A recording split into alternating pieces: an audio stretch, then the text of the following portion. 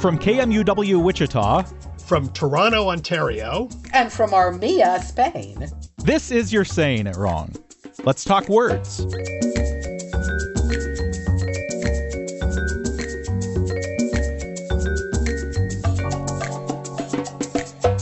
Let's talk about the future, or, well, the future some people would like to see.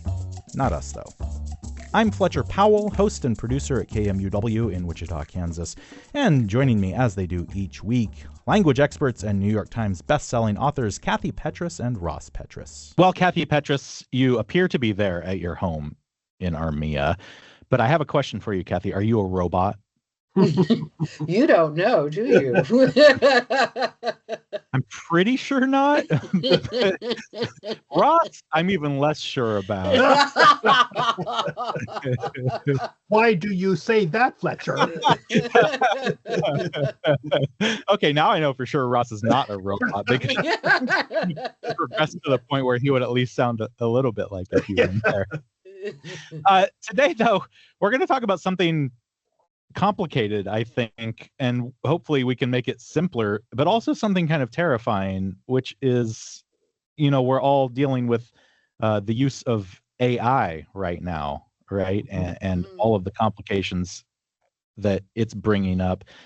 And it's really doing a lot to our language, too. And I know the two of you have really been hit with that because some of the tools that you use as you look at language are not as useful as they used to be. Mm-hmm. Absolutely. We came on this topic, though, actually. We got an email from Natalie. And she's the one that actually got us to do this episode. She wrote, I work as a writer and editor in the marketing industry, and I've noticed some words and phrases have exploded in usage in the last year or two that I know are coming from AI, because prior to ChatGPT becoming so accessible, I rarely saw these things. And she said, I'd love to hear your thoughts on how language trends are simultaneously being shaped by new generational slang and strange preferences by AI. We're focusing on AI. We're not doing new generational slang right now. No. And we're also focusing on the subset of AI called large language models, which is basically the use of AI to generate, to mimic and generate human language using words. I mean, human thought, obviously, words in that sense, not pictures or anything like that. Right. So let's talk about that for just a second, because usually what we hear, at least on this show, and often out in the world, are talking about when we say AI, just that umbrella AI, we're talking about these LLMs, these large language models, which are used, to write out whatever people put their prompt in, and it writes out whatever. Basically, if I understand correctly, in the very, very most basic way, so please don't get angry, you people who understand this a lot better, but what these do is they analyze enormous sets of words, and they basically predict what word is most likely to come after another word. Right. Right. So if I say write a story about a dog and a cat, what it's going to do is start with one word, and in its little world, that one word is represented by a huge string of numbers. So it'll look for what other words might have similar strings of numbers. Right. And it'll stick that word next, and then it'll analyze the whole thing again and stick the next word next. So it sort of predicts what word would be most likely to occur next to these other words. Exactly. Right? And based on like that massive amount of input it's gotten from other texts. And for that matter, Fletcher, if you said, let's write a story about a dog and stopped it there, it will most likely predict cat. It basically uses like you could say, like nodes with like frequencies around that word. Dog tends to be linked with cat much more than it tends to be linked with tiger. So that it's going to basically keep going, it looks like it'll be cat here, that sort of thing. And it keeps doing this, and layer upon layer upon layer upon layer of predicting which words fit with which to give you basically a huge huge text or whatever. The frightening and interesting thing, and we're going to go into this a little bit later, is that, and Fletcher gave us this wonderful article actually before we talked about the podcast is how the math works, very simple layman's terms. But I don't think it was still that simple. But what really got me is there's a black box in there. The people who invented and who developed these things don't quite know how it figures out exactly what it's doing, which is really weird to me. I thought that they knew what was going on. Like, no, of course, it's going to do it's this, and Skynet. this. It's Skynet, for heaven's sake. It really really is. Interesting. A couple things. One, that article was from Ars Technica, which I should mention just so that people can go look for it if they'd like to. But something I expect we'll talk about, but is really important to note, is that because what it's doing is predicting, this isn't necessarily something you're going to want to go to for factual information. Now, it's likely, there's a good chance it might come up with some factual information just based on that prediction that it's doing. But it's not, it doesn't exist there to give you a factual answer to something. It exists there to predict the next. I don't know. Actually, I'm going to disagree with you, Fletcher. Really, this is getting really interesting, because apparently the more powerful examples of it are. We remember we talked about the word hallucination, where it basically makes up things. It's not 100% reliable. But there was an article in the Atlantic that I read where a professor of science at Princeton basically had it write term papers, and he was shocked. He started out as a skeptic, and he was shocked at how, quote, accurate and well written these papers were. He felt though, Ross, I'm cutting you off. You finish your little statement. No. Do you remember, you guys? It was a while back when I tested it with, and I mean, I don't know what level of it was. Chat GPT. What is it, 4 now or something? Yeah. And I tested it with saying, like, what words sound like they came from the Japanese I remember. are not. And they said geisha. Geisha is old English and blah, blah, blah. I remember. And the same thing with the Arabic. Yeah. I remember it makes a lot of mistakes. I mean, we've talked about that too. It clearly makes a lot of errors, but it's getting better and better. I think that's the problem. And that's why I do want to push back on what you tried to push back on there, is that you don't, it's not a great idea to be going to it assuming that it is factual information. It's a research source. I agree. Yeah, I guess. I mean, I wouldn't, frankly, I wouldn't use it at all. But even if it's getting better, it's not, it's not there giving you necessarily factual information. I agree. It's there getting better at predicting what the next thing is going to be, and that's maybe more likely to be factual as it gets better. But I mean, I think that's really important to point out, and something that a lot of people are still having a lot of problems with, because you pull something up and it says like Google AI overview, and people just read that and move on with their day. Yeah, but it's not. There's one example that's hysterical. Ross, you remember this? It was Google AI came up with how to get more minerals in your diet. Apparently, as part of their, the texts they got from was an article from The Onion, and it was like a doctor saying eat rocks and blah, blah, blah. So in their helpful things about how to get more minerals, they said, having rocks to eat every morning is a good idea, blah, blah, blah. So, I mean, that's obviously not true. But the other point, going backwards and pushing against, I think this whole thing is a push-pull thing. But to go backwards against that, as it gets more sophisticated, and I was talking to a friend of mine who's a computer scientist at U of T, as it gets more sophisticated, it's going to be able to better determine what is fake and what is not fake. It's not going to be perfect. But his point was two things. Number one, there is a prominent biologist who says the human brain, in effect, is designed as a prediction machine. We predict what the next word is going to be, and AI is basically mimicking it. I'm not a fan of AI with it, and as like Fletcher said, to make it truthful.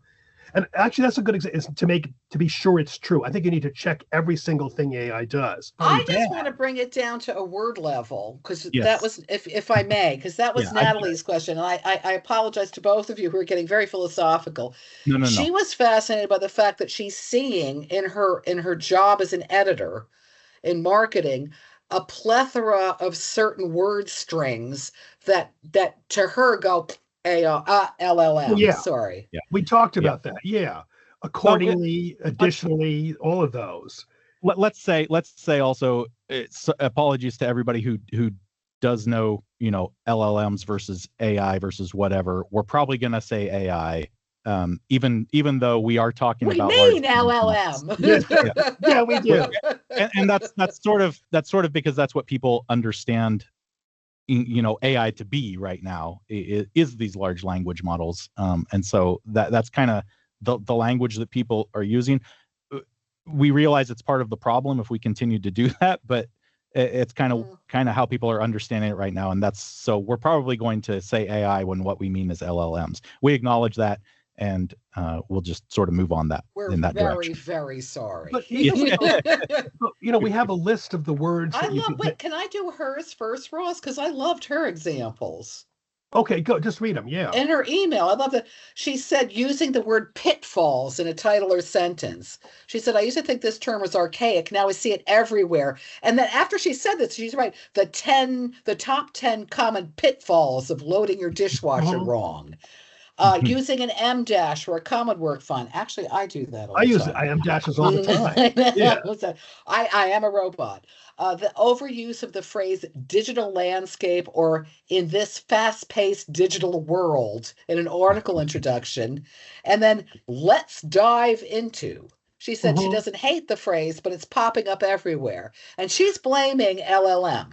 But you can tell AI not to do. You can tell LMs not. That's the scary part of it. The whole thing is now what people are doing is they have, and there are the number of programs that tell it not to do these certain things, and then they did some studies, for example, with LLM detectors, and they put in articles from the 1980s and 90s, and a good 8 to 10%, the detector said were LLM when they obviously weren't because they didn't have it then. So you're getting, I think it's getting fuzzy and really dangerous in that respect. Because it's hard to figure out increasingly. I mean, there are clues. Like Kath and I went through this thing, look for what they said is burstiness, which is a measure of variation in sentence structure. Usually AI theoretically or LLMs theoretically don't do that. They have low burstiness. I'm sorry, I just want to say I love that term, though. I do burstiness. Too. That's really nice. And the key one, I think, is look at perplexity, how unpredictable the text is. Because this thing is predicting what most people will say. Yeah. If you say something differently, like I took my pet dog and pet mongoose to the store, it's probably not going to pick mongoose. If you put mongoose in, it's probably not as fake as if you put cat in the article. As we talk about the language of it all, I think, not to burst Natalie's bubble, but I'm willing to bet some of what she's noticing is simply lazy writing and people seeing that same phrase and just tossing it in. The pitfalls thing, I've seen that for a long time with like BuzzFeed listicles and whatnot. I'm sure that some of what she's seeing is because of AI or LLMs. I'm not sure all of it is. I think some of it is just people are not very good at their jobs at writing, and so they're using phrases that other people are using. Already used, yeah. And say we've talked about the influences of AI on the words we use and the way that we write, and we can definitely see that influence as people. So there are certain words that AI like to use more than others. You guys have talked about that before. And so that starts to like push those words up into what we see, and into our language more. And so people are starting to use those words more. But also the opposite, though, because the key thing that really gets to me with AI, though, or LLMs, is that you can also train it not to use those words. You can tell it, do not use this list of words with great frequency. And that's where it gets tricky. And that's where it gets tricky to find out what's going on. And then what really gets me is if it's plausible, you tend to believe it even if you shouldn't believe it. I was just going to say how I had to me, the big sign, we're talking about Natalie with those words, Natalie with the words that she had noticed. And interestingly, another Natalie, a Natalie here in Granada, we have our writers group that we belong to, and she had written something, and we did not like one passage, and it turned out she was trying out AI, and the rest of the short story we all liked. One passage we all individually took exception to, and there was something wrong, and there was nothing technically wrong. It just did not work. And that's what I think. You're saying everything else she wrote, but that one passage was the passage. She's like fascinated with it. She keeps trying to use it. Yeah, and we all reacted without having any knowledge. Yeah. We all because I said to her, I love this short story. I said, I really have a problem with this section on this page. And then the other Corinne said, yeah, it's funny, me too. I thought that was sort of flat. It just didn't quite work. And that was the one passage that was AI. That's the one thing I do think about this whole thing. I think that there's a spark that's human, and AI doesn't have, and AI, and including the LLM, does not have that spark. Yet. But that's the scary part, though. The more, I mean, I think there was something like it's read 900 billion words compared to the average 100 million that a kid has read by the age of 10. I mean, it's read so much that it's going to look like it's closer and closer to human. But anyway, we asked AI to write a student paper, what I did on a summer vacation beach trip last summer. And there's a clue in here, and forget the syntax and all that, because the syntax is grossly AI or grossly LLM-y. But there's a clue here, and this is what gets me. It can't get everything. Glaring clue, if you're from here. Last summer, Sly and I took a trip to the beach on Lake Ontario, where we spent the day soaking up the sun and enjoying the cool breeze off the water. We swam in the lake, skipped rocks along the shore, and shared snacks under a big beach umbrella. At one point, we built a sandcastle that actually held up for a few hours before the waves got to it. As the sun started to set, we took a walk along the shoreline, talking and laughing while the sun turned shades of orange and pink. It was one of those easy, carefree days that you remember for a long time. Now, it's obviously cruddy. I know, it's terrible. But what really got me, this was the first pass, what really got me was the mistake it made. Do you catch the mistake, Fletcher? I don't think I did. Not just listening to you there, no. Okay, I'm going to paste it into. Now, I'm going to paste it in. Take a look at it. And it's an actual mistake we're talking about? It's a glaring mistake that a human who went to the beach in Lake Ontario would never make, even if he had better syntax or like a better burstiness and whatever. Is it the waves? You got it. We built a sandcastle that actually held up for a few hours before the waves got to it. Basically, I mean, the tide in the Lake Ontario is like, basically a millimeter. Right. So basically, if you're going to build a sandcastle, unless you had like a storm, in which case you're not going to be swimming at the way, swimming and building sandcastles. Basically, the shoreline, except if you're in a storm, is the same. Yeah. So you build a sandcastle, and it's not going to have any waves get to it. And I built sandcastles on the Atlantic, Pacific, Red Sea, and I built a sandcastle here, and no problem with waves here. Yep, exactly. And that to me was the ultimate problem. However good it gets, I think it's going to keep on missing these tiny little human points. Maybe not, but it did get me. As we talk about, we're sort of talking in philosophical terms. I think we can agree that it doesn't have that human spark. It never will. It never will. It's not human. It's not. Sorry. Really go into philosophy. Yeah, that's what I think too. But I've seen too many science fiction films. Okay. Do you know the term they're using for it? It's a really cool term. What we're saying, they're saying LLMs are stochastic parrots. Do you guys hear that? Oh yeah, yeah. That's a great term. Yeah. But let's talk about the language issue for a bit, because that's why we're here. I know for you guys, things like Google Ngram, which is what you use to look at word frequency in the written language at least, Mm-hmm. that started to become less useful because of these large language models that are producing so much. It's not necessarily an accurate representation of the words people are using. Is that correct? For real people Real using people them for are using. real. Yeah, I mean, no, it's true. But then it makes your tools less useful, right? But in a way, but then you get to the problem with is if AI is so dominating a lot of things. I mean, there are articles now about how to write. I've seen that on how to write a book on Amazon, and basically the idea is you get an AI book, you put it on, you have AI research it, then you chuck it on Amazon.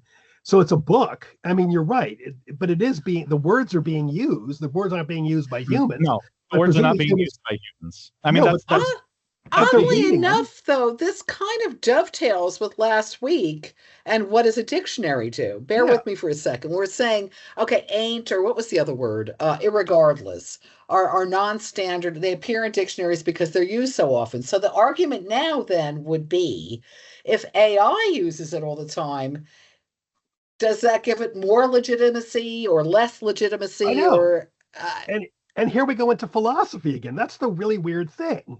The whole thing is changing everything.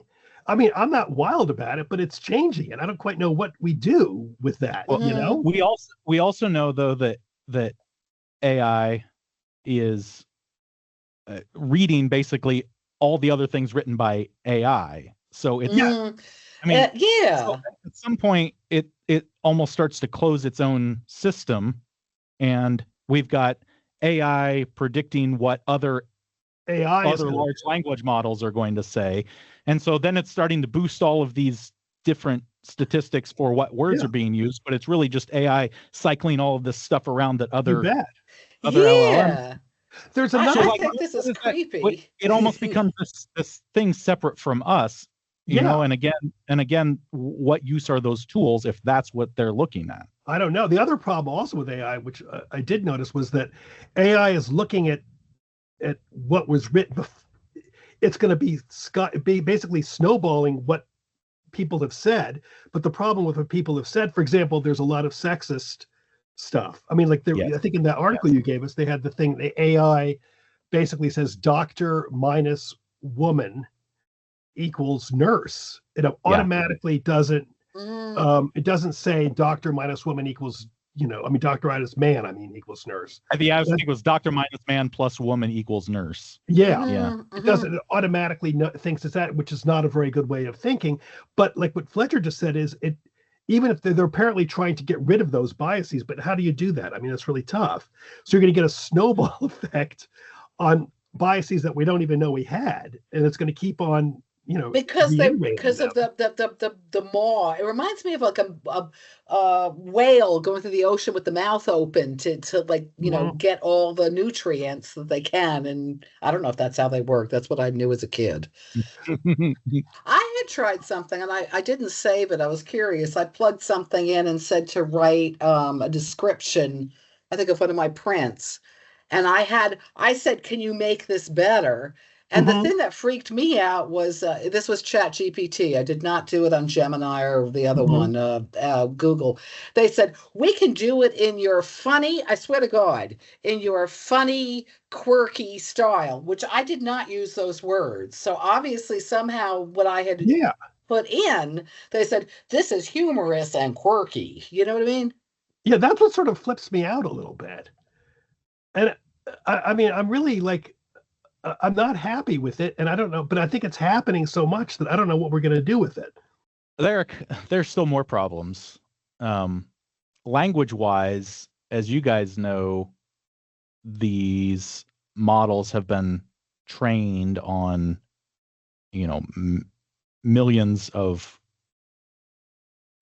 books. Including ours, actually. We're having a lawsuit about that. Yeah, that's exactly what I was going to say. It's basically taking all of this from other people's work and not compensating them. For example, it's true. And so, I mean, that's an ethical problem. But I think, like we said before, I mean, about dictionaries, language changing, like it or not. And I think what's happening is, and I don't think we're there yet, but like it or not, LLMs are changing writing like 800 billion, whatever. No, that's what I think. I think either. that I mean they're taking like what somebody wrote and they're giving you crap that like, works theoretically. I know, but that's what really flipped me out when I read that article by the Princeton guy, because he was saying basically it did a pretty good job. And I didn't want to believe it. And I looked at what it did, and it didn't seem to do that bad of a job for basically a run-of-the-mill, middle-brow article on, if it could be middle-brow, on Zhangzi and Heisenberg uncertainty principle. But that's a lot of writers making and a lot of people, thinking. And like for law, for example, the same thing. And then if we have hallucinations, which we were just talking about, like the waves on the beach in Lake Ontario, it's going to get really tricky. Like that judge, recently there was some lawsuit filed and the people had like 15 fake citations and made them up. I just saw another one too. That's happening a lot. They're citing fake cases that never happened. I also saw somebody say that LLMs don't hallucinate. We are the ones hallucinating that they are giving us good information. I like that. That's interesting. That's very interesting. That's very interesting. They're doing their thing, right? They're predicting the next word. We're the ones assuming that they are giving us good information. And, well, the two things get me. Number one, you said the thing about they're filling in the next word, which is, Ross, you know this, and my husband constantly drives him crazy. I have a tendency to cut someone off. They're talking, and I'm just like, yeah. And I finish their sentence, and he'll be like, that is not at all what I was going to say, which is, in effect, in that sense, I'm an LLM, because I'm like, but normally that would have come next, even if that's not your topic, That's exactly what bothers me with it. Like, I mean, in a scientific sense, you had like basically Newtonian mechanics basically described pretty much the world. Everyone was fine with it. Then you realize, there's a little tiny chink that doesn't do it that well. You need Einstein. You need Einsteinian relativity. Then a little chink more.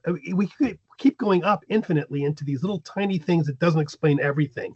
But that teeny little thing that it doesn't explain, I think, is what sort of makes us human in a sense. There's like an infinite capacity that we have that even with 900 trillion whatever words, I don't think AI really has, in the sense of feeling and knowing. I believe, Ross, this was a Star Trek episode from Captain Kirk. I think so. Oh, that's good. I always loved it. Is it the early one? Oh, good. I love those. But I think that I do think it's missing something. But I think that it's going to be able to fake it enough that it could be really weird, I think, is what I think. I think it's already really weird. I don't think I'd be a good robot. I mean, they're always like sort of long and lean, and I'm not. You're kidding. They're short robots. R2-D2 short. I know, but he's round. I mean, I'm talking about like the kind that are modern. You're Saying It Wrong is part of the NPR network and is produced in the studios of KMUW in Wichita, Kansas by me, Fletcher Powell. Kathy Petrus records from her home in Armia, Spain. Ross Petrus from his home in Toronto, Ontario in Canada. Torrin Anderson composed our theme music, and our digital team is Beth Golay and Carly Cooper. You can find all of our past episodes by subscribing to the You're Saying It Wrong podcast wherever you get your podcasts, or by visiting us at kmuw.org. If you have a question for Kathy and Ross, if you'd like to suggest a topic, or you just want to reach out, you can email me at powell@kmuw.org or email them at kandrpetrus@gmail.com. You can also email us a voice memo of you asking your question. You might get your voice heard on air. If you'd like to do the same thing by downloading the KMUW app, you can do that and just click the Talk to Us button. You can find all of Kathy and Ross's books pretty much anywhere you get books, and a handful of them are also available on audiobook, read by the authors themselves. Thanks for joining us. We'll be back next week.